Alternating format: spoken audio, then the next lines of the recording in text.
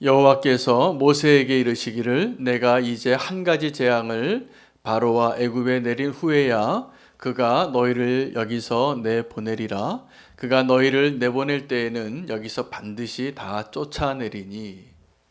백성에게 말하여 사람들에게 각기 이웃들에게 은금 패물을 구하게 하라 하시더니 여호와께서 그 백성으로 애굽 사람의 은혜를 받게 하셨고 또 그 사람 모세는 애굽 땅에 있는 바로의 신하와 백성의 눈에 아주 위대하게 보였더라.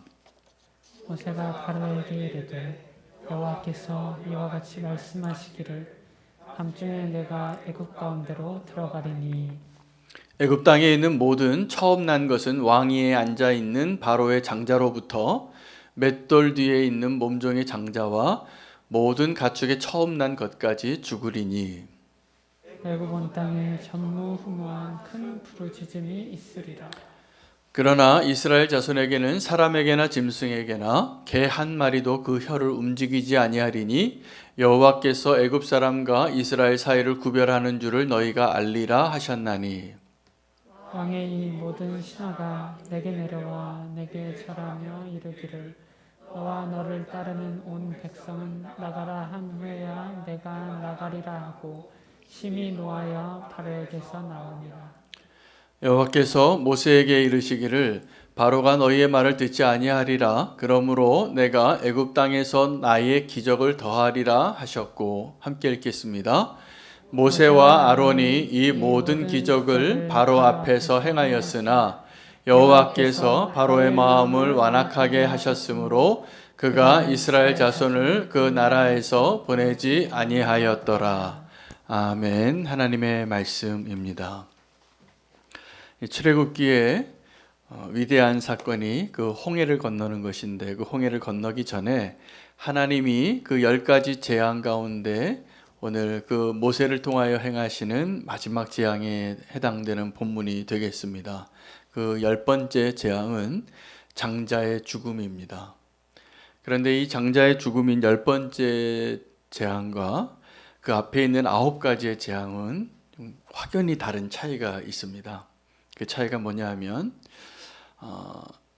9번째까지의 그 재앙은 바로를 향한, 애굽을 향한, 이 세상을 향한 하나님의 메신저들에 해당되는 내용들이고, 이 10번째 재앙은 하나님께서 친히 그 밤에 내가 애굽으로 들어가리니 이렇게 말씀하시는 재앙이기 때문에 사실은 앞에 있는 9가지의 재앙은 이 10번째 재앙을 준비하라는 메시지였습니다.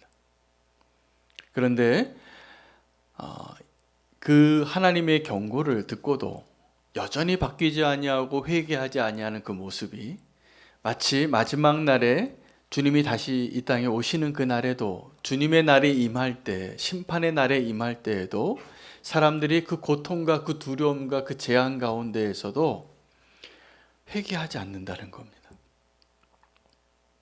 그런데 하나님은 그 재앙의 그 모든 예고하신 그 모든 재앙들을 통하여서 우리에게 원하시는 것이 있다면 회개하고 그때라도 돌아오는 것입니다.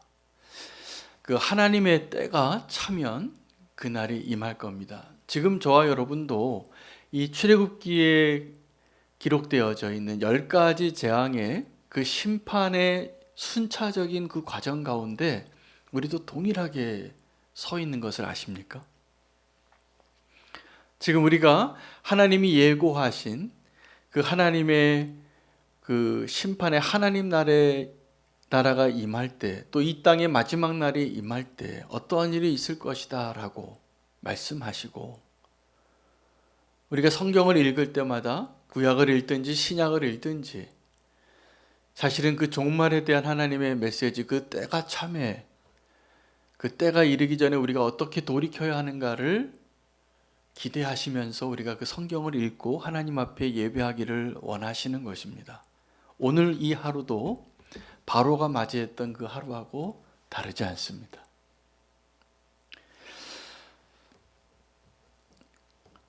그런데 그날이 언제 올지 알지 못하는데 그날이 생각보다 늦게 오는 것 같아요. 그래서 때가 참에 그날이 언제 올지 우리는 모르게 하나님이 하셨습니다. 그러나 또 모르지 않게 하신 것이죠.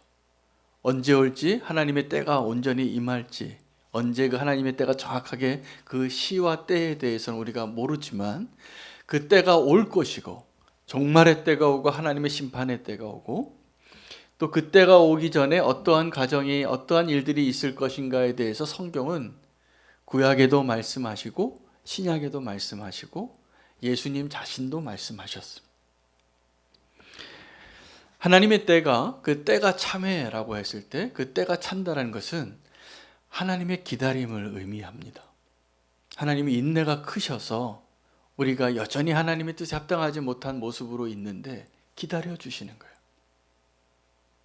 또 하나는 그 때가 참회라는 그 하나님의 때를 나타내는 또 하나의 내용은 이 땅에 하나님을 반역하고 하나님을 거역하는 이 완고한 바로의 모습처럼 이 땅에 하나님의 심판이 임하기에 합당한 그 이 세상에 악이 충만해지는 때까지예요. 그래서 그때는 사실은 하나님이 기다리시는 때이기도 하고 이 땅에 하나님을 거역하고 하나님을 대적하여서 악이 충만해지는 그 때가 되어질 때까지, 이 두 개가 같이 이루어질 때 하나님이 역사하실 겁니다.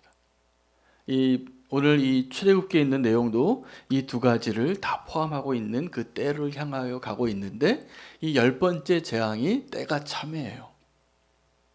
이 10번째 재앙을 설명하면서 상상할 수 없는 두 가지, 예측할 수 없는 두 가지 일을 소개하는데, 첫째는 너희가 이 애굽에서 떠나게 되는 그날에 너희가 애굽 사람들로부터 은혜를 입게 할 거라는 거예요. 그래서 너희 주변 사람들에게, 이웃 사람들에게 요구해서 금, 은, 폐물 너희가 원하는 거 다 달라 그러면 줄 것이라는 거예요.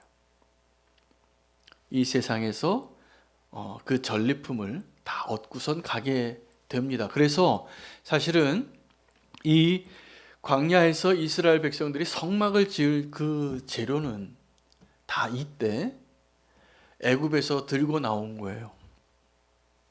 애굽에서 들고 나온 금고리, 은고리, 장식품, 또 필요한 거 그들이 다 들고 나와서 그 재료들 다 모아서 하나님의 지혜로 설계도를 따라서 성막을 짓게 됩니다. 또 하나는 그들이 애굽에서 은혜를 입고 나올 것이라는 것과, 또 하나는 이 모세와 이스라엘 사람들이 이 바로와 애굽 사람들의 눈에 위대하게 보일 거라는 거예요. 그날에 너희가 위대하게 보이게 될 것이다. 여러분, 우리는 지금 이 땅에서 살아갈 때 그 위대하게 보이십니까? 여러분이? 아닐 가능성이 높아요. 주님이 우리에게 보여주시고 말씀하신 삶의 방식이나 우리가 자랑해야 할 것들이 대부분 이 세상의 가치나 세상에서 우리를 위대하게 여기는 것이 아니라, 너무나 많은 경우에 우리는 그 가나안 땅을 정탐했던 그 정탐꾼 가운데 10명들처럼 사실은 우리가 하나님의 자녀로 참 특별한 존재임에도 불구하고 메뚜기 같이 여기고 살 때가 많은 거예요. 괜히 우리가 좀 위축되기도 하고 힘이 없는 자 같고 이 땅에서 살 힘이 없는 것 같아서 하나님을 믿고 담대하게 서기보다는 자꾸 쓰러지고 넘어지고 실패하고 위협을 받고 두려울 때가 많은 것이죠. 근데 그날에는 너희가 그 애굽에서 은혜를 받아서 모든 너희가 원하는 대로 다 들고 나갈 수 있게 될 것이고, 그리고 그렇게 그런 일들이 가능하게 된 이유는 너희가 또 그 모세가 그들의 눈에 위대해 보일 것이기 때문이라는 거예요. 근데 지금까지의 상황으로 봐서는 그들이 누구였냐면 애굽에서 노예였고, 모세는 누구였냐면 힘이 빠진 80세 할아버지예요. 그리고 사실은 그의 정말 실체를 안다면 당장 체포될 수밖에 없는 그러한 자인데, 그가 지금 바로 앞에서 위대해 보이는 그 날이 임하게 되는 것입니다. 여러분, 그때 그 빈손으로 너희가 애굽에서 나오지 않을 것이다 라고 말씀하셔서 그들이 들고 나온 그 모든 금은 보화와 그들이 원했던 그 모든 전리품들은 하나님의 성전을 완성하기 위한 하나님의 계획 안에 그들이 심부름을 하는 거예요. 여러분, 사실은 우리가 이 땅에서 소유하는 것들, 이거 없으면 죽을 것 같고 이거 때문에 자랑하고 우리가 위태로워지는 이 땅에서의 모든 소유들은 사실 우리 것이 아니고 분명히 아셔야 됩니다. 우리가 하나님의 계획 안에서 잠시 우리가 맡고 관리하는 것들이에요. 그래서 우리는 다 이 땅에 청지기로 사는 것입니다. 그런데 우리가 그 돈을 어떻게 생각하는지를 어떻게 알 수 있냐 하면, 돈이 생기면 너무 좋죠. 아니면 돈이 없어지면 너무 슬프지요. 이게 우리가 돈에 대한 우리의 지금 마음인 거죠. 근데 이 사실을 알면, 한 번만 더 생각해 보면, 우리가 이 돈 때문에 기쁘고 슬퍼하는 것들에 대해서 정말 우리가 배워야 할 것이 있습니다. 과연 성도에게 있어서 물질은 무엇을 의미하는가? 그렇지 않으면 절대로 우리가 물질에 또 돈에 우리가 벗어날 수가 없게 될 것입니다. 이스라엘의 성전이, 북이스라엘이 망하고 남유다가 멸망되어질 때 바벨론이 그 예루살렘에 있는 모든 성전 기구를 다 전리품으로 가져갑니다. 근데요, 그 느헤미야와 에스라서를 읽어보면 정말 놀라운 하나님의 섭리를 발견하는 것이, 그들이 빼앗아 갔던, 히스기야가 그 자랑해가지고 다 보여줬던 성전의 도구들을 다 가져가거든요. 근데 다 가져갔다가 70년 후에 고레스의 칙령으로 그것이 다시 와요. 그 성전 기구들이. 그러니까 하나님은 잠시 이 바벨론이라는 임시 보관소에 성전의 기구들을 잠깐 맡겼다가 또 다시 하나님이 원하신다면 그것을 다시 가져와서 성전에 필요한 기구들로 사용하시게 하실 수 있는 분이시라는 이 사실을 우리가 반드시 알아야 됩니다. 이 이스라엘 백성들이 애굽에서 아마 다 달라고 해서 내가 좋아하는 거, 금고리, 은고리, 다이아몬드 다 가지고 왔을 텐데 그거 다 성전에서 제사장이 입어야 할 그 옷의 재료로 씁니다. 그리고 그 성막에 그것을 장식하는 도구로 다 쓰게 돼요. 그들이 가져왔던 그 모든 것들이. 그러니 우리가 어떠한 소유와 우리의 이 땅의 것들을 가지고 그것 때문에 신의를 버리거나 믿음을 버리거나 우리의 소망을 버리는 일이 없어지게 되시기를 축복합니다. 이 10번째 재앙은 그래서 이제 하나님께서 하나님의 본론으로 들어가시는 재앙이에요. 하나님이 친히 이 어둠 가운데 내가 애굽으로 들어가리니, 그리고 그것이 어떠한 내용이냐면 장자가 죽는 것입니다. 이 장자가 죽는다는 것은 모든 사람을 죽이겠다고 하는, 하나님이 모든 사람을 죽인 것과 동일한 의미를 갖습니다. 장자는 그 집안의 대표예요. 그리고 그 장자의 이름을 따라서 미래가 결정되어지고 그 자손의 가문이 이어지는데 그 가문이 끊기는 거예요. 만약에 그 집에 아들이 하나밖에 없었다면 그 대에서 끝나는 거예요. 그 장자가 다 죽습니다.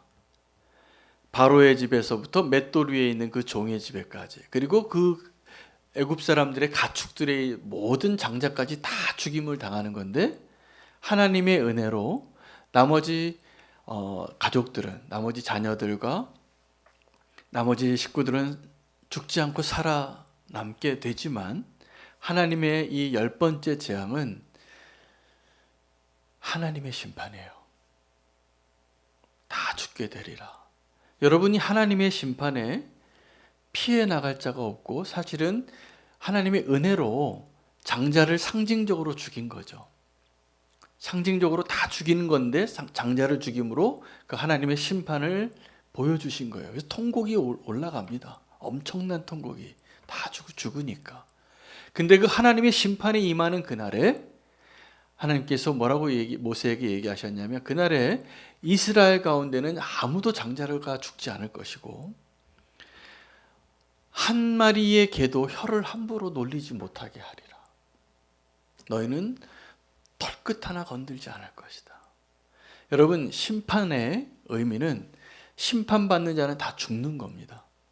근데 그 심판의 또 하나의 의미는 그 심판을 피하여 구원을 받는 거예요. 그래서 이스라엘과 애굽을 구별하여서, 하나님이 구별하여서 애굽에는 심판을, 이스라엘 민족에게는 구원을. 그날이 주님의 날입니다. 우리가 주님의 날에 심판받을 자들은 다 그때 죽임을 당하고 고통 가운데 부르짖으며 죽게 되지만, 구원받은 성도들은 그 모든 환난의 때를 지나고 나면 하나님께서 구원해 주시는 그 기쁨을 누리게 될 것입니다. 주님이 오시는 그 마지막 날에. 그래서 오늘 이 출애굽기의 10가지 재앙을 통하여서 우리가 이 10번째 재앙이 하나님의 그 심판의 본론이고, 여태까지 첫 번째부터 9번째까지 모세가 하나님의 명령대로 보여주었던 표적들로 임했던 그 재앙들은 앞으로 올 재앙에 대한 경고예요. 마치 세례 요한이 예수님이 내 뒤에 올 건데 회개하라고, 천국이 가까웠니라, 그 이야기를 한 거예요. 모세가 1번부터 9번까지는. 그리고 10번째는 하나님이 친히 들어가시는 거예요. 예수님이 임하셨어요. 메시아가 오셨는데 그 공생애를 시작하기 전에 예수님 만나서 혹시 회개하지 못할까 봐 세례 요한이 사람들에게 외치고 다닌 거예요. 광야에서 회개하라고, 회개하라고. 모세가 지금 그 동일한 일을 하고 있는 것입니다. 그래서 하나님이 이 10가지 재앙을 통하여서 바로에게, 또 이 바로의 이야기를 통해서 우리에게 하시는 말씀은 마지막 때를 깨워서 준비하는 자가 되라는 것입니다. 여러분, 우리는 오늘도 하나님의 은혜로 오늘 2023년 2월 1일, 2월 첫째 날이 이제 저녁이 해가 다지고 오늘이 하루의 일과가 끝나가는 이 시간에도 주님의 날이 아직 안 왔어요. 언제 올지 시와 때는 모르지만 오늘 우리가 하나님의 그 메시지를 알고 오늘이라도 내가 돌이켜야 할 하나님의 은혜를 오해하면 안 됩니다. 바로는 사실은요, 그 1번부터 9번까지의 하나님의 심판을 경험하면서도 바로의 심정 안에는, 그 바로의 마음이 점점 완악해졌을까요? 아니면 그 완악하는 강도가 점점 수그러들었을까요? 점점 좀 순해졌을까요? 점점 완악해집니다.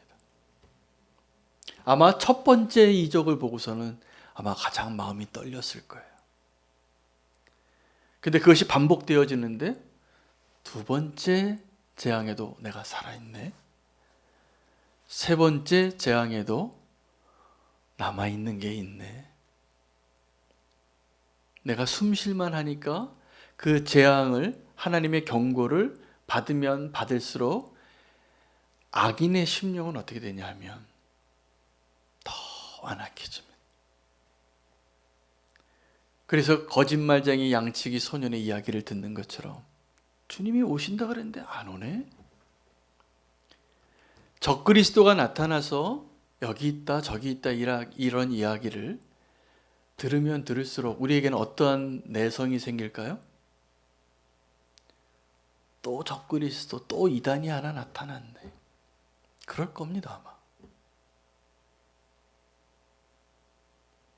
그런데 주님이 말씀해 주시는 거예요. 10번째, 이제 이 10번째 한 가지 재앙을 더하면 이제 바로가 너희를 추방하게 내쫓게 되리라. 바로 그 전에 9번째 재앙에도 바로가 뭐라고 했냐면 내가 한 번만 더 보면 너 죽이겠다고. 그리고 모세도 바로에게 나도 당신 얼굴 이제 더 이상 보지 않겠다, 그리고 헤어졌잖아요. 그리고 이제 하나님께서 뭐라고 말씀하시냐면 내가 들어갈 거라고. 여러분, 선지자가 와서 경고할 때 듣는 게 축복입니다. 세례 요한이 회개하라고 말했을 때 회개하는 게 축복입니다.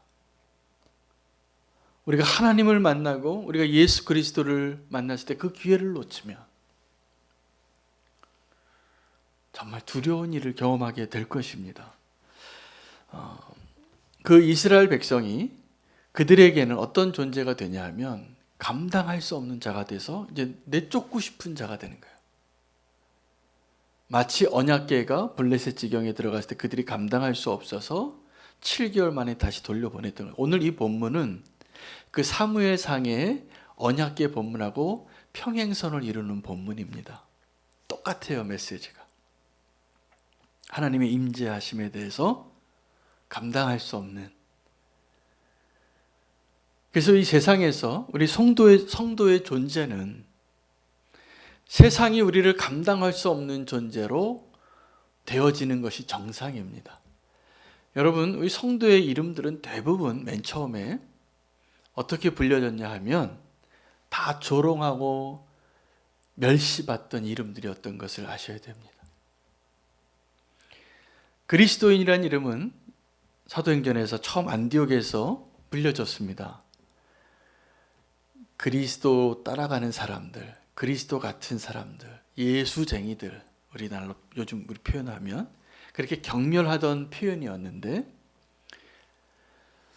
그 이름이 영광의 이름이 됐습니다. 여러분, 교회 역사 속에서 한 교단이 생길 때마다 그 교단의 이름들이 지금은 뭐 청교도나 감리교나 침례교나 또 이런 이름들이 지금 한 교단의 이름이 됐지만 그 교단이 맨 처음에 생길 때는 기존에 있는 교회를 개혁해서 나온 사람들이라서 다 경멸하면서 불렀던 이름들인 거 아십니까? 청교도라는 이름이 피우리스탄이에요. 아주 자기 혼자만 거룩한 척하고 사네, 이런 사람들이라고, 이런 표현으로 불렀던 사람들이에요. 메소디스트가 감리교인인데, 루터란이 또 루터교단의 사람들인데, 그 사람들의 이름이 처음에 다, 지금은 그 의미가 굉장히 거룩하고 좋은 이름이죠. 그리스도인이라는 이름도 그렇고. 근데 그들이 하찮게 여기고 세상에서 그들을 멸시하고 조롱하던 이름들이 다 존경받고 거룩하고 구별된 이름이 됐습니다. 성도의 이름도 마찬가지입니다. 우리가 그리스도인으로서 사는 것이, 여러분 성도의 이름을 자랑스럽게 생각하십니까? 아니면 부끄럽게 생각하십니까? 요즘 별로 그걸 드러내고 싶지 않은 분들도 있어요. 직장에서 나 믿는 사람이라고 별로 얘기하지 않습니다. 불편할까 봐. 그러나 성도의 이름을 얻는 사람은 왜 그렇게 얻게 됐을까를 생각해 보세요. 다르게 살았어요. 구별되게 살았기 때문에 너희는 왜 그렇게 구별나게 사느냐고, 우리랑 뭔가 다르다고 조롱하고 멸시하던 그 이름들이 영광의 이름으로 다 바뀐 것입니다. 하나님의 심판이 임할 때 오늘도 이 본문에서 대반전이 일어나는데 에스더서에서도 동일하게 그 반전이 일어납니다. 그때 유대인이란 이름을 드러내지 않았어요. 에스더조차까지도. 모르드게가 그 분위기 딱 파악하고 네가 왕비가 됐을 때 결코 너 출신 얘기하지는 마라. 우리 소수민족이다. 그래서 유대인이란 말 하지 않고 사랑받는 왕비로 그 자리까지 성공했는데 그 유대인이란 이름 때문에 하만이란 한 사람이, 그 유대인 한 사람이 내 마음을, 감정을 상하게 했다고 유대인을 다 죽이려고 했잖아요. 그래도 되는 존재였어요. 그런데 하나님의 간섭하심으로 또 에스더가 죽으면 죽으리라 결단하고 왕 앞에 나가서 대반전이 일어나서 이 에스더서의 반전은 유대인의 이름이 죽임을 당하는 멸망당할 이름에서 그 에스더서의 마지막에는 다 유대인 되고 싶은 사람이 많아집니다. 영광의 이름이 되는 거죠. 여러분, 우리도 주님 앞에 그 소망으로 오늘 내가 성도라는 이름으로 멸시를 당하고 차별을 당하고 부끄러움을 당하고, 바울이 로마서에 내가 이 복음을 부끄러워하지 아니하노니 라고 믿음으로 선포한 이유는 많은 사람들이 이 복음을 부끄러워했기 때문입니다. 그러나 그는 복음을 부끄러워하지 않았어요. 정말 복음의 능력을 아는 자였고, 그리고 그 복음의 능력을 아는 자로 살았기 때문에 하나님께서 그를 통하여 수많은 교회를 세우고 복음의 능력을 경험하는 놀라운 능력의 사도로 쓰신 것이라 믿습니다. 여러분, 그래서 이 애굽에서 이스라엘 민족이 나올 때 어떻게 나오냐 하면 이혼하는 거예요.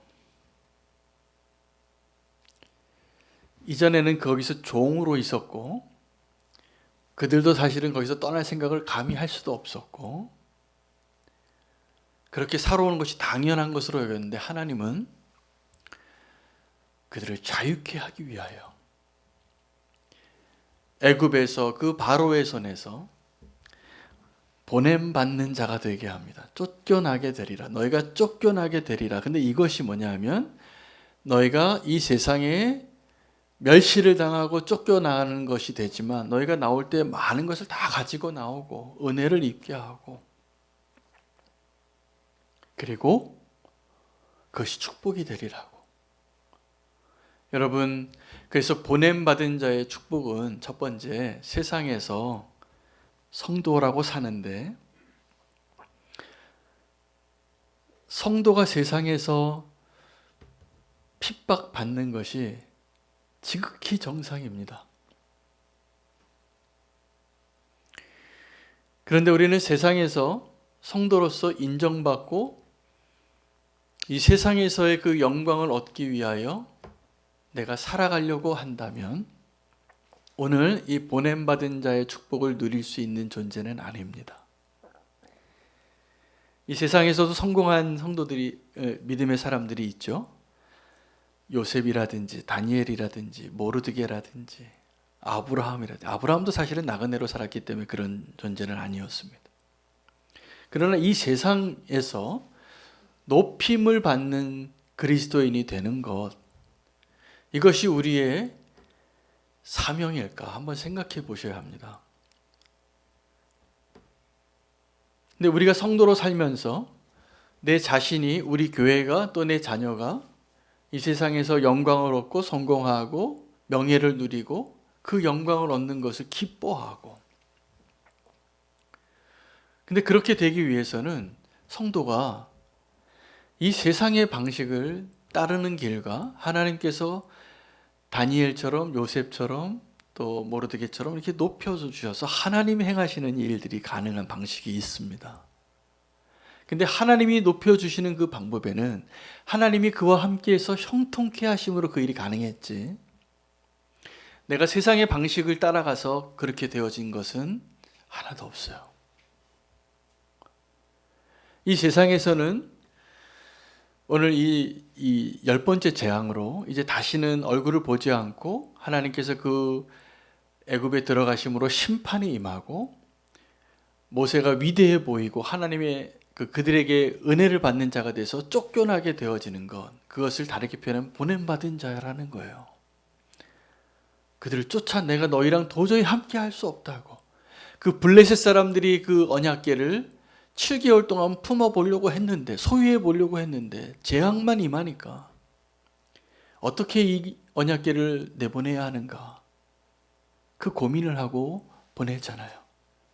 사실은 성도는 이 세상에서부터 보냄받는 자, 이 세상에서 쫓겨나는 자가 되는 것이 무엇을 의미하냐면 자유케 되는 자를 의미합니다. 이 세상에서 살면서 세상의 방식대로, 돈의 노예로, 이 음란의 노예로, 이 세상의 권력의 노예로 다 그거 똑같이 살면서 살아왔던 거예요. 노예같이. 근데 하나님의 간섭하심으로 이제 내 백성을 가게 하라. 이것은 하나님께서 저와 여러분을 이제 이 세상에 더 이상 속박된 자로 살지 아니하고 이 세상의 노예로 살지 않고 나의 백성으로 살게 하겠다. 그 일을 시작하면서 하나님께서 이 애굽에 들어가서 심판하실 때 이제 너희가 쫓겨나게 되리니, 이게 첫 번째 보냄받은 자의 축복입니다. 근데 우리가 알고 있는 또 하나의 보냄받은 자의 축복이 있는데 예수님께서 우리를 세상으로 보내시는 거였어요. 요한복음 17장에 보면 대제사장의 기도가 나옵니다. 너희가 누구냐 하면 너희가 세상에 속한 자도 아니고 세상에 있는 자도 아니고 세상으로부터 난 자도 아니고 세상으로 보냄받은 자가 되어야 할 것이다 라고 말씀하세요. 사도는, 제자는 그 단어의 뜻 자체가 보냄받은 자예요. 근데 오늘 이 애굽에서 보냄받은 자의 축복, 애굽에서 쫓겨나는 자의 축복이 있고 하나님에 의해서 보냄받은 자의 축복이 있는데 이 두 가지가 다 축복입니다. 이 두 가지를 통해서 하나님이 우리가 어디에서 어떤 모습으로 어떤 사명으로 살아야 할까를 분명히 말씀하고 계십니다. 마가복음 2장에 예수님께서 제자들을 부르신 목적을 세 가지를 이야기하세요. 내가 너희를 부른 이유는, 제자들을 불러서 제자를 삼은 이유는 첫째, 나와 함께 있게 하기 위해서요. 이 3년을 함께 하십니다. 둘째, 내가 너희를 보내어 전도도 하게 하고 해요. 셋째, 내가 너에게 귀신을 쫓아낼 수 있는 능력을 주어서 병도 고치고 이적을 행하게 하려고 해요. 능력을 행하게 하려고 내가 너희를 불렀다는 거예요. 근데 우리가 다 그 제자들에 해당하는 사람들인데, 성도가, 교회가 하나님 우리를 왜 부르셨냐 하면 하나님과 함께 하려고, 그리고 하나님께서 보내셔서 전도하게 하려고, 복음을 전하게 하려고, 그리고 하나님의 능력을 행하는 자로 살게 하려고, 이게 하나님 우리를 부르셔서 보내시는 이유예요. 제자는 다 부름받은 사람들입니다. 하나님 우리를 택해서 윤호야 나를 따르라. 네 주님, 내가 주님을 따르겠습니다. 하나님이 나를 부르신 이유는 이 세 가지 때문이에요. 제자를 삼으신 이유, 마가복음 2장에 분명히 설명해 주세요. 이 제자를 부른 이유는 예수님과 함께 있게도 하고 보내어 전도도 하고 귀신을 내어 쫓는 능력을 더하여 주시려고 부르신 거예요. 그것을 두 번째 축복으로 우리가 반드시 알아야 됩니다. 하나님에 의해서 보냄받은 자가 되는 축복. 예수님이 제자를 부르신 이유는 보내기 위해서요. 그래서 마태복음 28장 또 사복음서의 마지막에 다 동일하게 대위임령이 나오죠. 하늘과 땅에 있는 모든 권세를 내게 주셨으니 그러므로 너희는 가서 아버지와 아들과 성령의 이름으로 세례를 주고 내가 너에게 분부한 모든 것을 가르쳐 지키게 하라. 볼지어다 내가 세상 끝날까지 너희와 항상 함께 있으리라. 주님이 우리를 제자로 부르셔서 보내시는 이유는 항상 함께 해주시기 위해서요. 그래서 우리를 부르신 겁니다. 그래서 예수님께서 제자를 부르실 때 이 오늘 출애굽 사건에 바로 위에서 보냄받은 것, 쫓겨나는 것, 우리를 자유케 하는 것, 더 이상 죄의 노예가 아니라, 돈의 노예가 아니라, 내 육신의 욕구의 노예가 아니라 거기서 보냄받은 자가 되어지는 그 축복, 또 하나님께서 우리를 제자로 부르셔서 보내셔서 그 사명으로 살게 하는 그 축복, 놓치지 않게 해 주실 것입니다. 예수님께서 그 제자들을 불러서 3년 동안 함께 있게도 하시고 보내어 전도도 하게 하고 능력을 갖게, 귀신을 내어 쫓는 그 성령의 능력을 갖게 하신 것을 구약에서 이 출애굽기에서 그 일을 하시는 거예요. 하나님께서 모세를 통하여 부른 거죠. 그래서 이 애굽에서 나와야 돼요. 그래서 이 10가지 재앙 가운데 하나님께서 바로에게만 이 일을 행하신 것이 아니라 그곳에 더 있기를 원하고 그래도 내가 노예가 차라리 좋다고 생각하는 그 히브리 사람들을 향하여서도 하나님이 그 10가지 재앙을 동일하게 보여주신 거예요. 근데 완전히 다른 자리에 있는 거죠. 바로는 하나님의 심판을 당하는 완고한 마음으로 당하는 거고, 이 이스라엘 사람들은 그때부터 하나님이 구별하세요. 노예들이었는데 위대한 민족이 되는 거예요. 여러분 그것을 경험하고 계십니까? 우리가 더 이상 이 세상의 노예가 아니라 하나님의 백성으로, 그 위대한 백성으로 우리를 부르시고, 그래서 바로가 우리를 보내게 하시는 거예요. 쫓겨나게 다 가지고. 하나님의 심판을 당하는 자가 있고 하나님의 심판을 면하여 구원받고 하나님의 백성으로 새로운 옷을 입는 새로운 시작이 되어지는 민족이 있는 거예요. 오늘 하나님께 다시 보냄받는 자 되시기를 축복합니다. 하나님께 보냄받는 자가 되는 그 축복은, 그것이 왜 축복이냐 하면 내가 너와 항상 함께 있으리라. 하나님 우리와 함께 하시기 위함이에요. 언제요? 우리가 보냄받을 때. 도리어 하나님의 집에 있다고 하면서, 하나님의 백성이라고 하면서 하나님과 함께 있지 못한 안타까운 역사가 이 유대인의 역사예요.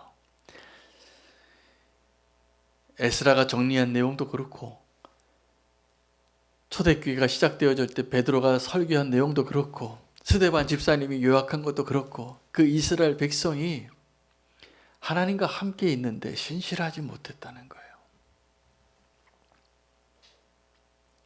그랬어요. 하지 말라는 것만 다 했어요. 우상 숭배하고 메시아를 죽이는 자가 된 것이죠. 하나님께 보냄받은 자 되시기를 축복합니다. 바로에게 보냄받은 자 되시기를 축복합니다. 하나님에게 보냄받는 자 되시기를 축복합니다. 예수 그리스도에게 보냄받는 자 되어서 제자로서, 교회로서, 성도로서 오늘 저와 여러분이 주님과 함께 하시기를 바랍니다. 오늘 보냄받은 자의 축복, 정말 놀라운 축복인 것을 다시 한번 발견합니다.